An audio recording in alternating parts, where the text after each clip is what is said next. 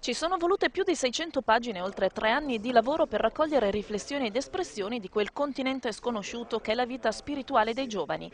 Ne è uscita forse la ricerca più completa e originale dell'Osservatorio Socio-Religioso del Triveneto, che ha sondato l'animo di decine di giovani tra i 18 e i 30 anni, per una volta protagonisti della narrazione della loro dimensione di fede. Ma più che di fede, insegna la ricerca, che sarà utilizzata a breve dalla Diocesi di Vicenza per l'individuazione di nuovi percorsi pastorale, i giovani di oggi preferiscono parlare di spiritualità.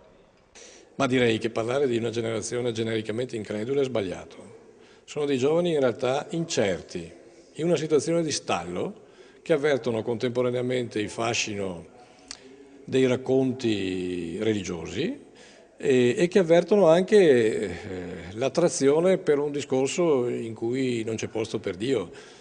Se l'appartenenza alla Chiesa è solida fino alla Cresima, che è la fine del percorso di iniziazione cattolica, dopo questo momento si esce dalla comunità cristiana, con un distanziamento dolce che non è un rifiuto di fede e valori, ma la ricerca senza spinte esterne di un proprio spazio dove il credere rimane sospeso e sfidato continuamente. A volte insomma c'è campo, per usare la metafora scelta per l'indagine, a volte no. Ma se da un lato la ricerca rassicura sulla fibra valoriale delle nuove generazioni, senza stereotipi, dall'altra conferma il costante dubbio che i giovani hanno sul modo di comunicare della Chiesa, chiedendole di rimando di aprirsi.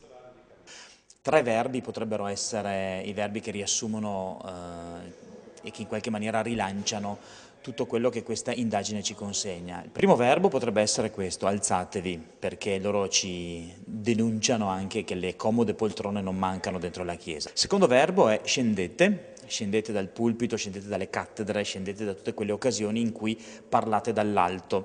E il terzo verbo è certamente quello che dicevi tu: uscire. Uscite dal tempio, uscite dalle sacrestie,